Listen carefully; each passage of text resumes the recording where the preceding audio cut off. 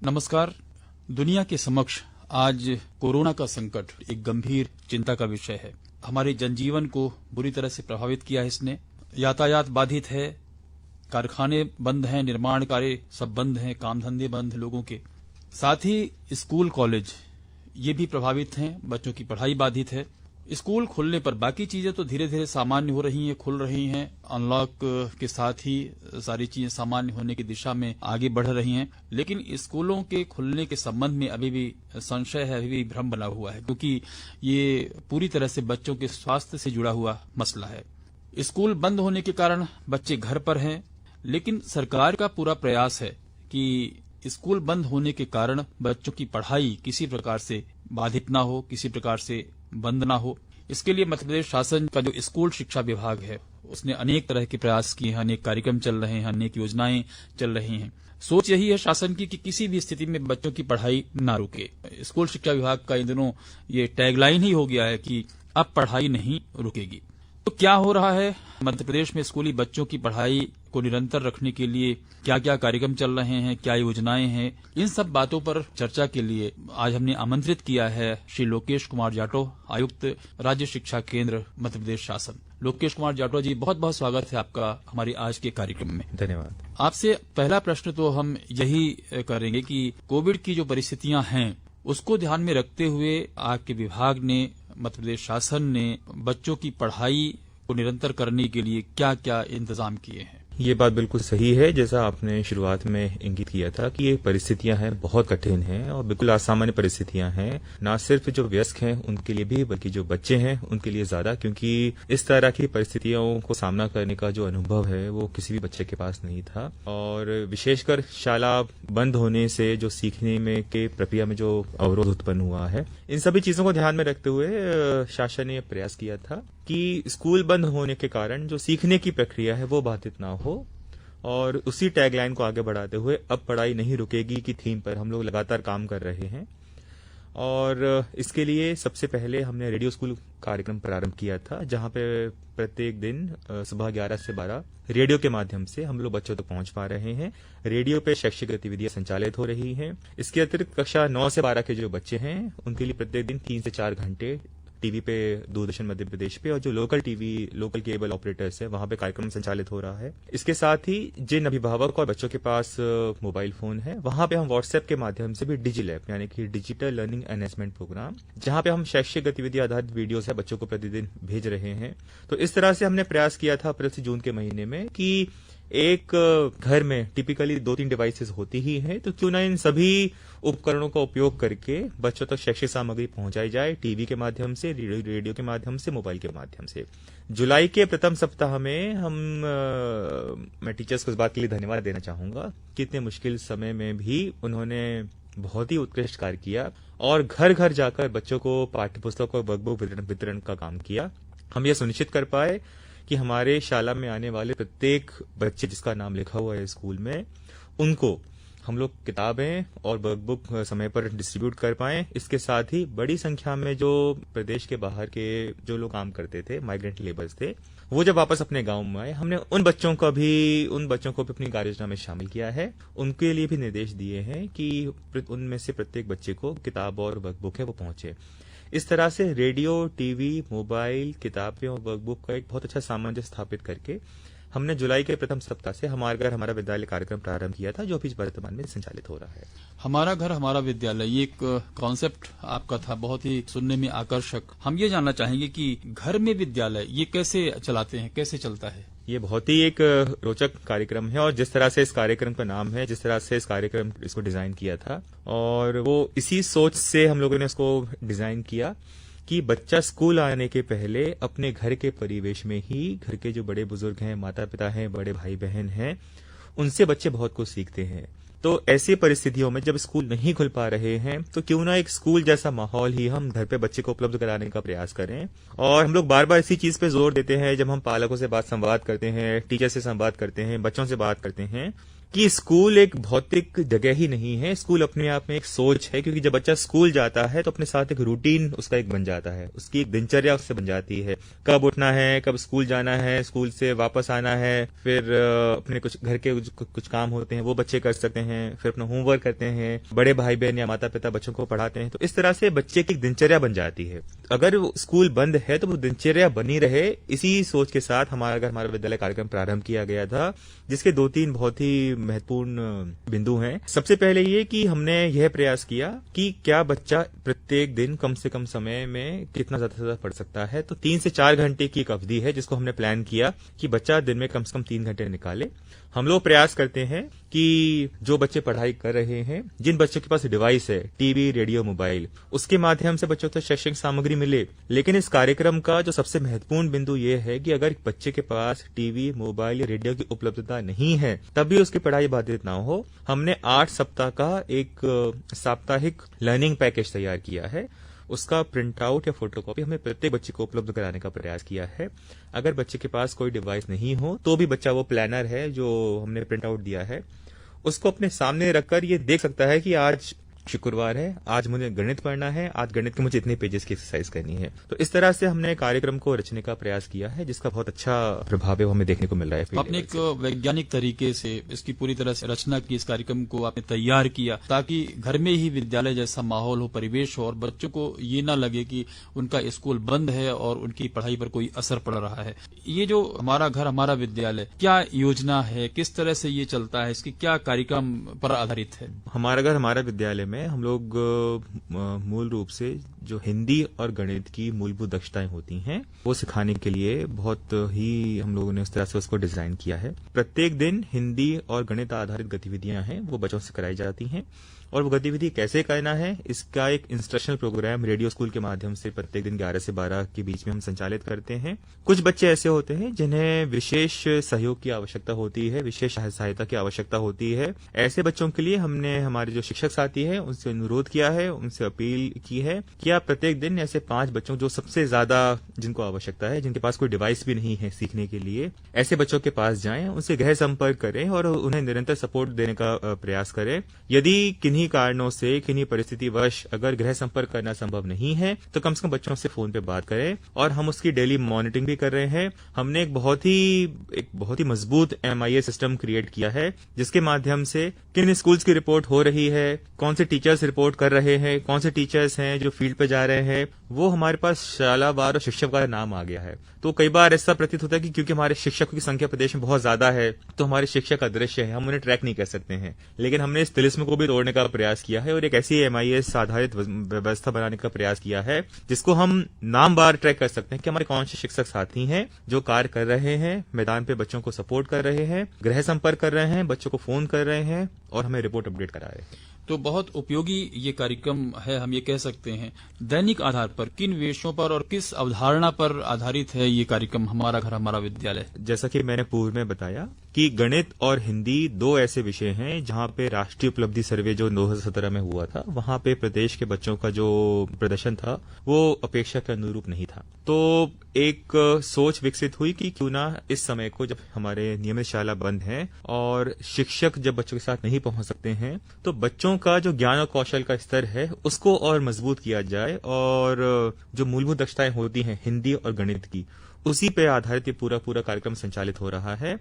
और हमारा प्रयास है कि हमारे अधिकांश बच्चे हमारे घर हमारा विद्यालय कार्यक्रम के दौरान अपनी मूलभूत दक्षताओं को हासिल करें ताकि जैसे ही स्कूल खुलते हैं बच्चे अपने आयु अनुरूप और कक्षा अनुरूप जो दक्षताएं होती हैं फिर वहां से हम शुरुआत करें। क्या इस कार्यक्रम में बच्चों को वर्कबुक या कार्य पुस्तिकाएं हैं उनका भी उपयोग किया जाता है, उनको उपलब्ध कराया जाता है?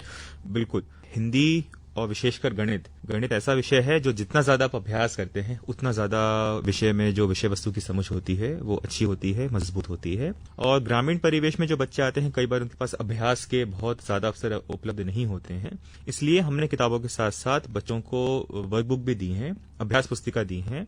जो इंस्ट्रक्शंस टीचर दे रहे हैं या रेडियो स्कूल कार्यक्रम के माध्यम से जो बच्चों को निर्देश मिलते हैं या व्हाट्सएप के बच्चे जो वीडियो देख रहे हैं, उन वीडियोस को पे अच्छी समझ विकसित करके साथ में गणित के जो प्रश्न हैं उसको अभ्यास करने के लिए हमने वर्क बुक में पर्याप्त बच्चों को प्रश्न दिए हैं, पर्याप्त जगह दी हुई है। बच्चे उसका उपयोग करेंगे तो निश्चित तौर पे हिंदी और जो गणित के जो विषय वस्तु पे समझ है वो निश्चित तौर पे मजबूत होगी। जाटो जी, एक प्रश्न हम ये आपसे करेंगे कि जैसे बच्चे बहुत चंचल होते हैं, उनका मन जो है बड़ा अस्थिर होता है, तो ऐसी स्थिति में क्या आप समझते हैं कि कैसे इस कार्यक्रम को सफल कर सकते हैं कि उनका कंसंट्रेशन, उनकी एकाग्रता बनी रहे बच्चों की और वो इस कार्यक्रम का लाभ ले सकें? हम लोगों का ऐसा मानना है कि जो और कॉग्निटिव साइंस भी कहती है कि जो बच्चों का जो मस्तिष्क होता है उसका सबसे तेजी से जो विकास होता है वो सबसे कम उम्र में होता है, और 6 से 7 साल की उम्र में बच्चे के मस्तिष्क का 80% विकास हो जाता है। और हम एकाग्रता की कमी कहते हैं या चंचलता कहते हैं, हम उसे दूसरे तरीके से देखते हैं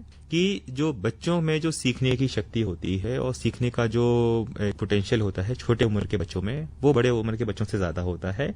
इसीलिए बच्चे कई बार ऐसा बर्ताव करते हैं कि शायद वो कुछ और सीखना चाहते हैं, कुछ नया सीखना चाहते हैं, और छोटे बच्चों की सीखने की शक्ति और स्मरण शक्ति बहुत तेज होती है। इसलिए हमें ऐसा लगता है कि बच्चे ध्यान नहीं दे रहे हैं या एकाग्र नहीं है, जबकि बच्चे क्लास में कुछ ना कुछ अगर कर रहे हैं। और छोटे बच्चों को सिखाने का जो सबसे अच्छा तरीका है वो गतिविधि आधारित ही है। इसीलिए हमने ये प्रयास किया है कि हम जो शैक्षणिक सामग्री बच्चों को उपलब्ध करा रहे हैं वो गतिविधि आधारित ही हो, ताकि बच्चे खेल खेल में रोचक तरीके से बच्चे सीख सके। जो ये आपके शैक्षिक कार्यक्रम है, जिस तरह से आप चला रहे हैं इन परिस्थितियों में, अभिभावकों की क्या भूमिका हो सकती है? कैसे उनके बच्चे ज्यादा से ज्यादा इसका लाभ ले सकें?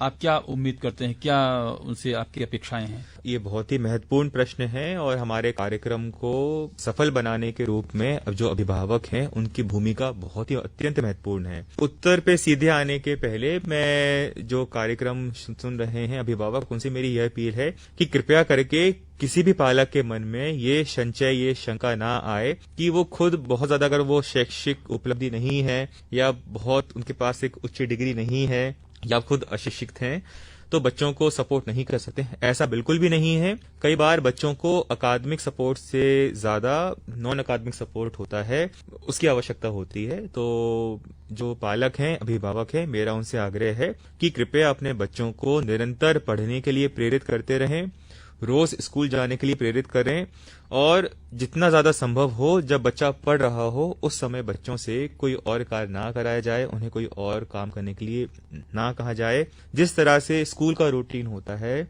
अगर अभिभावक और पालक मिलके अगर अपने ही घर में अपने ही बच्चों का एक पढ़ाई का एक समय सारणी बना सके तो बच्चों के लिए इससे ज्यादा उपयोगी कुछ नहीं होगा। इसीलिए हम लोग बार बार अपील करते हैं कि जब हम पेरेंटल या सिबलिंग एंगेजमेंट की बात करते हैं तो जरूरी नहीं है कि आप स्वयं पढ़े लिखे हो तभी आप बच्चे को सपोर्ट कर पाए। अगर आप ये 2-3 छोटी छोटी चीजें कर लेते हैं, कि जिस उदाहरण के लिए हमने एक शिक्षा का कोना की बात की है, हमारा घर हमारा विद्यालय में, अगर प्रत्येक बच्चे को घर में एक पूर्व नियत स्थान दे दिया जाए कि बेटा आप यहाँ पे पढ़ो, आपके पढ़ने का समय इतने से इतना है और इस समय आपको कोई भी व्यवधान उत्पन्न नहीं होगा, आप पूरा ध्यान अपनी पढ़ाई पे लगाइए। इतना कार्य भी अगर हमारे माता पिता पालक कर लेते हैं तो बच्चों के लिए बहुत उपयोगी होगा। साथ ही कई घरों में ठीक है माता पिता को पढ़े लिखे नहीं हैं या कम पढ़े लिखे हैं, लेकिन प्रत्येक परिवार में ऐसे बच्चे जरूर हैं जो स्कूल जाते हैं। तो माता पिता के साथ साथ उस छोटे बच्चे के जो बड़े भाई बहन हैं वो भी सपोर्ट कर सकते हैं। और हम लोग इस चीज को निरंतर बड़े बच्चों के माध्यम से अपील करते हैं कि माँ बाप के साथ साथ आप उनकी बच्चों की जो देखभाल कर रहे हैं, अकादमिक रूप से पढ़ाई की देखभाल करने की जिम्मेदारी भी आपकी है। तो बाकी चीजों में जैसे आप बच्चों की देखरेख करते हैं, खेल में, खाने में, उस तरह से आपको बच्चों की पढ़ाई पे भी ध्यान देंगे तो निश्चित तौर पे परिवार के परिवेश में ही, माहौल में ही बच्चे बहुत कुछ सीख पाएंगे। जाटो जी, ये तो हुई अभिभावकों की बात। हम शिक्षकों से किस तरह के समर्थन, किस तरह के सहयोग की उम्मीद करते हैं आप? शिक्षकों की बहुत ही महत्वपूर्ण भूमिका पुनः इस कार्यक्रम में है, जिसे मैं रेखांकित करना चाहूंगा। हमारा अनुभव पिछले 3 महीने का ये बताता है कि हम कितना भी अच्छा कार्यक्रम डिजाइन कर लें, चाहे वो रेडियो के माध्यम से दें या टीवी के माध्यम से दें या मोबाइल व्हाट्सएप के माध्यम से दें, शिक्षक की भूमिका का कोई सब्स्टिट्यूट नहीं है। जो महत्वपूर्ण कार्य हमारे शिक्षक साथी कर रहे हैं उनका कोई विकल्प हमारे पास उपलब्ध नहीं है। इसीलिए हमने और शिक्षक साथियों से अपील की है कि जिस तरह से हम शिक्षक साथियों से राज्य स्तर से जिले स्तर से निरंतर संवाद करने का प्रयास कर रहे हैं, रेडियो के माध्यम से, टीवी के माध्यम से। इसी तरह का संवाद अगर हमारे शिक्षक साथी बच्चों से करेंगे तो बच्चों के लिए न सिर्फ मानसिक बल्कि एक बहुत बड़े अकादमिक सपोर्ट के रूप में, अकादमिक सहयोग के रूप में बच्चों की इससे सहायता होगी। शिक्षक साथियों को निर्देश हमने यही दिए हैं कि प्रत्येक दिन आप 5 बच्चों से गृह संपर्क करें, और गृह संपर्क करने में यदि कोई समस्या है तो कम से कम 5 बच्चों को फोन करें, और विशेषकर ऐसे बच्चों को फोन करें जब पिछले अकादमिक वर्ष में हमने दक्षता उन्नयन कार्यक्रम में जब ऑनलाइन कार्यक्रम आयोजित किया था, उस ऑनलाइन कार्यक्रम में ऐसे बच्चे जिनके सीखने का स्तर अपेक्षा अनुरूप नहीं है और विशेषकर जो अंकुर समूह में है, उन बच्चों से सबसे ज्यादा सपोर्ट की आवश्यकता है। तो जब आप गृह संपर्क करते हैं या फोन करते हैं तो ऐसे ही बच्चों को प्राथमिकता दें गृह संपर्क के दौरान। और जैसा हम लोग बार बार कहते हैं कि शिक्षक की भूमिका इसलिए भी महत्वपूर्ण है क्योंकि बच्चों का एक लगाव और जुड़ाव और जो एक इमोशनल कनेक्ट होता है टीचर से, वो कई बार अपने माता पिता से नहीं हो पाता है, खासकर जब हम अकादमिक सपोर्ट की बात करते हैं। इसीलिए शिक्षक जितना ज्यादा बच्चों से जीवन संपर्क बनाए रखेंगे, बच्चों को एकेडमिक सपोर्ट के साथ साथ उतना ज्यादा साइको सोशल इमोशनल सपोर्ट भी मिलेगा। यदि हम राज्य की बात करें, शासन की बात करें, सरकार की बात करें, उनका क्या रोल है, उनकी क्या भूमिका है, उनसे किस तरह की अपेक्षा है आपकी? राज्य स्तर से हम हर वो संभव प्रयास कर रहे हैं जिससे बच्चों के सीखने की जो निरंतरता है वो बनी रहे, और इसलिए हमने राज्य स्तर से इतने बहुत सारे ट्रेनिंग प्रोग्राम्स भी आयोजित किए हैं। संवाद के लिए कई मंच हमने स्थापित किए हैं। हमने अपने टीचर्स को प्रशिक्षित किया है कि कोविड के दौरान बच्चों को किस तरह से हम साइको सोशल इमोशनल सपोर्ट दे सकते हैं। हमने सीएम राइज कार्यक्रम प्रारंभ किया है जो टीचर्स के ट्रेनिंग के लिए एक डिजिटल प्लेटफॉर्म है, और बहुत हर्ष की बात है कि पूरे देश में मध्य प्रदेश ऐसा पहला राज्य बना जहां पे 10 लाख से अधिक टीचर्स ट्रेनिंग में पंजीयन हुए, और इसका पूरा श्रेय हमारे शिक्षक साथियों को जाता है। हमने सीएम राइज कार्यक्रम के अंतर्गत जो टीचर्स का ट्रेनिंग का कार्यक्रम है उसमें कई अलग अलग रोचक मॉड्यूल्स तैयार किए थे जो सॉफ्ट स्किल पे बेस्ड हैं। उसमें हमने यह भी रखा है कि बेसिकली जब टीचर्स हमारे बच्चों और पालकों से संवाद करते हैं वो संवाद किस तरह का होना चाहिए,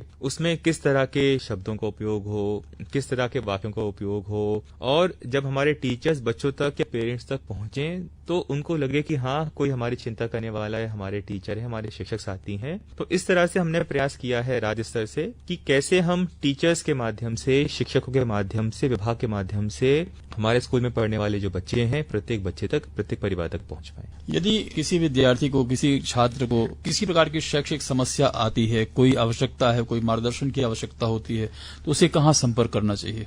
पिछले अकादमिक सत्र में हमारे शिक्षकों ने बहुत मेहनत करके और बहुत ही अभियान में, विशेष अभियान के रूप में काम करके प्रत्येक बच्चे, प्रत्येक पालक जिनके पास मोबाइल हैं उनके व्हाट्सएप ग्रुप बनाए थे, और शालावार, कक्षावार व्हाट्सएप ग्रुप ऑलरेडी बने हुए हैं। और जिन बच्चों के पास व्हाट्सएप नहीं है उनके पास शिक्षकों के नंबर जरूर हैं।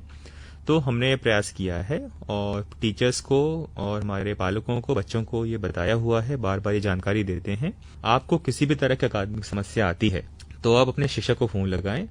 और ये बहुत ही हर्ष का विषय है कि हमारे बहुत सारे बच्चे जो अपनी गतिविधि करते हैं या उन्हें कोई शंका होती है या समझ की कुछ कमी होती है तो वो निरंतर टीचर से टच में है। हमारे बहुत सारे बच्चे हैं वो अपना व्हाट्सएप पे होमवर्क करके व्हाट्सएप पे शेयर करते हैं, और हमारे शिक्षक साथी उसको चेक करते हैं, कमेंट्स करके वापस बच्चों को व्हाट्सएप करते हैं। तो एक अच्छा प्लेटफॉर्म हमारे टीचर्स ने तैयार किया है, ये लोकल इनोवेशन करके, कैसे हम व्हाट्सएप का उपयोग करके बच्चों से टच में रहते हैं। जिन बच्चों के पास व्हाट्सएप नहीं है वो कीपैड फोन के माध्यम का उपयोग करके भी अपने टीचर से टच में है। इसके साथ साथ हमारे टीचर्स जब गृह संपर्क करते हैं तो गृह संपर्क करने के दौरान बच्चे अपने जो डाउट्स होते हैं या जिस विषय में समझ की उन्हें ज्यादा आवश्यकता है उसके बारे में प्रश्न पूछ सकते हैं। कुछ शिक्षक साथियों ने यह भी प्रयास किया है कि कई बार जब बसाहटें दूर दूर होती हैं या मजरे टोले दूर दूर होती हैं तो प्रत्येक बच्चे से और प्रत्येक घर पे संपर्क कर पाना मुश्किल होता है। तो स्थानीय परिस्थितियों को ध्यान में रखते हुए हमारे शिक्षक साथियों ने मोहल्ला क्लासेस प्रारंभ की हैं, जो पुनः एक बहुत ही रोचक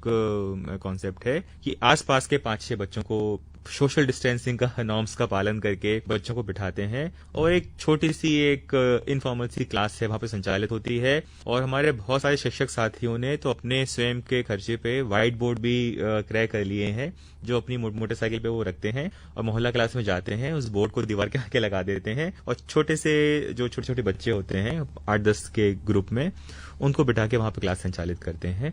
तो इस तरह के बहुत सारे जो सफलता की कहानियां वो भी हमारे सामने आ रहे हैं। मैं पुनः दोहराना चाहूंगा कि शिक्षक साथियों ने कोविड के दौरान भी अब पढ़ाई नहीं रुकेगी थीम के अंतर्गत बहुत ही अच्छा कार्य किया है। तो शिक्षकों ने बहुत अच्छा रोल अदा किया है, बड़ी महत्वपूर्ण भूमिका अदा की है। आखिर में कुछ कहना चाहेंगे तमाम परिस्थितियों के मद्देनजर बच्चों की पढ़ाई के लिए जिस तरह से शासन ने इंतजाम किए हैं उसका ज्यादा से ज्यादा लोग कैसे लाभ लें और उनकी पढ़ाई किसी प्रकार से बाधित ना हो, कोई संदेश या कोई बात आपके मन में हो जो आप शेयर करना चाहें?